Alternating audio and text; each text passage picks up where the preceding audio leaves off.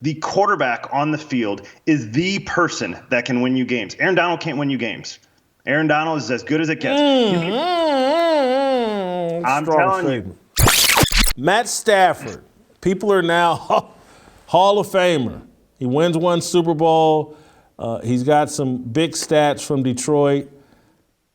I'm just sorry, and I like Matt Stafford, but he got to win another Super Bowl before I'm ready to call this guy a Hall of Famer.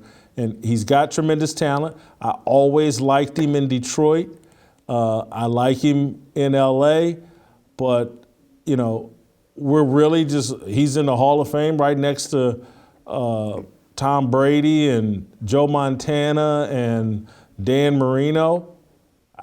I'm just not ready to go there. Right, we're getting out over our skis, crowning Matt Stafford. I liked sort of how you put it last week when you said, we've gone to something that said, well, it's can you write history without him? I could write the history of the NFL without Matthew Stafford. I mean, I don't like that criteria either, but I could pretty much write it. The rest of us could. I don't think you judge a quarterback simply on stats, but they certainly matter, especially in a time where you have gaudy stats. And he's been really good. I think he was the first one to like 20,000 yards, 30,000 yards, 40,000 yards. I think he's like a few yards short of 50,000 for his career. And so he's a guy that has passed. He's been a gunslinger. But he's got 8 seasons below 500 for his entire career. He's below 500. He's 86, 95, and 1.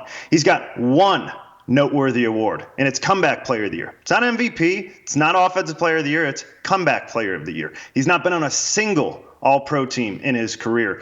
Prior to this year, he had only made the playoffs 3 times, and he was 0-3.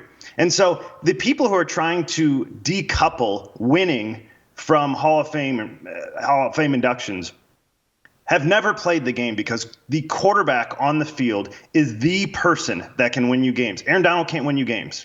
Aaron Donald is as good as it gets. I'm telling you, Aaron Donald. How many touchdowns does Aaron Donald have in his career? I don't know if he's got one. Doesn't matter. He's stopped a bunch. Fair enough, but you got to score points to win.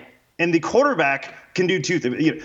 The quarterback has to score points and also keep the other team from scoring points while he's on the field. You can't be the guy throwing pick sixes. You can't be the guy with strip sack fumbles. And you have to be the guy that's scoring points. You cannot decouple winning from the quarterback position. And so we're trying to do this, and I don't think you can.